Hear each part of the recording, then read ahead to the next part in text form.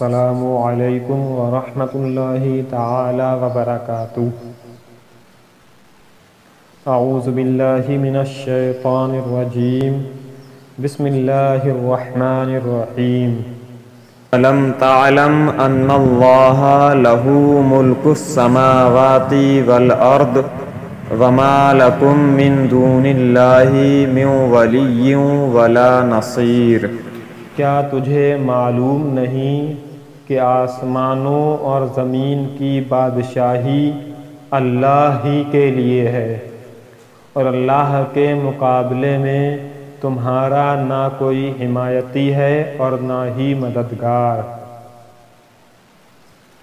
اللہ ہی کی بادشاہت ہے۔ اللہ تعالیٰ کو اختیار ہے کہ اپنے ملک میں جو چاہے جب چاہے قانون جاری کرے۔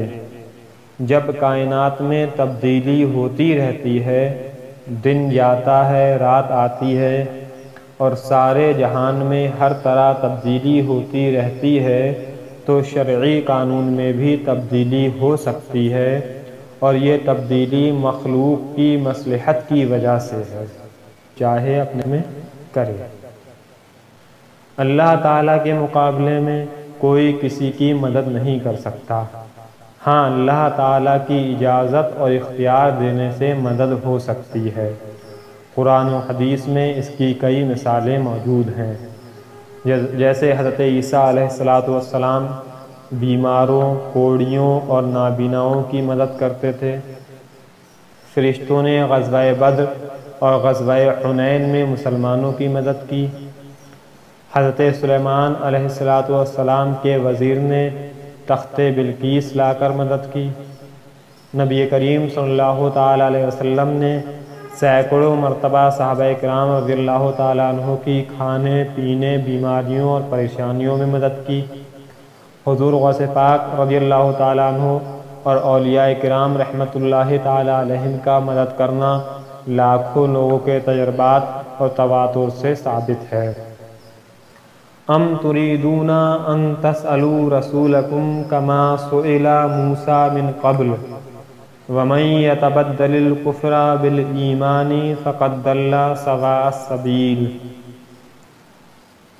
کیا تم یہ چاہتے ہو کہ تم اپنے رسول سے ویسے ہی سوال کرو جیسے اس سے پہلے موسیٰ سے کیے گئے، اور جو ایمان کے بدلے کفر اختیار کرے تو وہ سیدھے راستے سے بھٹک گیا۔ اس آیت کی ایک تفسیر یہ ہے کہ یہودیوں نے نبی کریم صلی اللہ تعالیٰ علیہ وسلم کی بارگاہ میں عرض کیا، جس طرح حضرت موسیٰ علیہ السلام تورات لے کر آئے تھے، اسی طرح آپ بھی ہمارے پاس ایک ہی مرتبہ سارا قرآن لے آئیں۔ بعض نے یوں کہا کہ ہم آپ پر اس وقت تک ایمان نہیں لائیں گے جب تک آپ اللہ تعالیٰ اور فرشتوں کو ہمارے سامنے نہیں لاتے۔ ان کے سوالات کے جوابات میں ان سے فرمایا گیا، کیا تم یہ چاہتے ہو کہ تم اپنے رسول محمد مصطفیٰ صلی اللہ تعالیٰ علیہ وسلم سے ویسے ہی سوال کرو جیسے حضور سے پہلے حضرت موسیٰ علیہ السلام سے کیے گئے تھے۔ اے یہودیو، جب میرے حبیب صلی اللہ تعالیٰ علیہ وسلم کی نبوت کا درست ہونا دلائل اور معجزات سے ثابت ہو چکا تو پھر ایسے لا یعنی سوال کیوں کر رہے ہو؟ اور اے ایمان والو، بے شک یہودی دھوکے باز اور تم سے حسد کرنے والے ہیں، اور ان کی تمنا یہ ہے کہ مسلمان کسی نہ کسی مشکل میں مبتلا ہوں، لہذا ان کی کوئی ایسی بات قبول نہ کرو جو بظاہر نصیحت لگ رہی ہو، اور یاد رکھو کہ جو ایمان کے بدلے کفر اختیار کر کے اپنے دین سے پھر گیا وہ سیدھے راستے سے بھٹک گیا۔ اس آیت کی دوسری تفسیر یہ ہے کہ کفار مکہ نے حضور پر نور صلی اللہ تعالیٰ علیہ وسلم کی خدمت میں عرض کیا کہ آپ سارا قرآن ایک ہی مرتبہ لے آئیں۔ کسی نے کہا کہ اللہ تعالیٰ اور فرشتے ہمارے سامنے علانیہ آ جائیں۔ کسی نے کہا کہ کوہ صفا کو سونے کا بنا دیں۔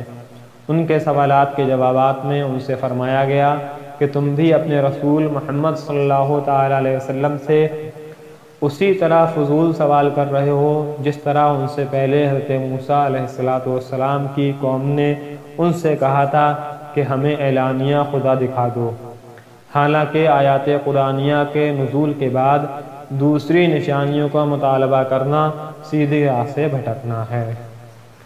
اس آیت سے معلوم ہوا کہ کسی صحیح مقصد کے بغیر سوال کرنا منع ہے، نیز فضول سوال کرنا بھی منع ہے۔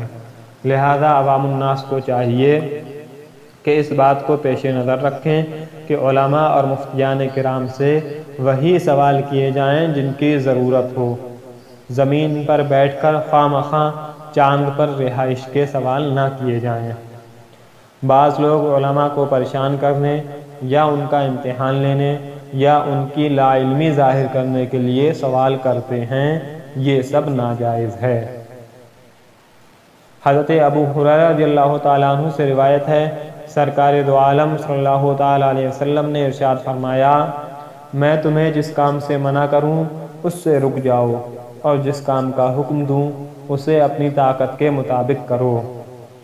تم سے پہلے لوگوں کو محض ان کے سوالات کی کثرت اور انبیاء علیہ السلام سے اختلاف کرنے نے ہلاک کیا۔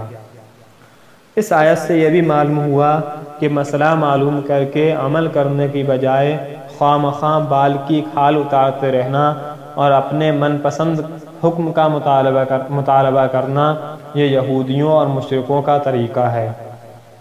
ہمارے معاشرے میں بھی لوگوں کی ایک تعداد ایسی ہے جن کی یہ خواہش ہوتی ہے کہ معاملات یا عبادات میں جو صورت انہیں درپیش ہے اس میں فتویٰ ان کی مرضی اور پسند کے عین مطابق ملے، اور اگر انہیں کہیں سے کوئی ایک ایسی دلیل مل جاتی ہے جو ان کے مقصد اور مفاد کو پورا کر رہی ہوتی ہے تو وہ اسی پر اڑ جاتے ہیں، اگرچہ اس کے خلاف ہزار دلائل موجود ہوں، لیکن وہ چونکہ ان کی مراد کے خلاف ہوتے ہیں اس لیے انہیں قبول کرنے پر تیار نہیں ہوتے اور ان کے بارے میں طرح طرح کی الٹی سیدھی تعویلیں پیش کرنا شروع کر دیتے ہیں۔ اللہ تعالیٰ ایسے لوگوں کو ہدایت عطا فرمائے۔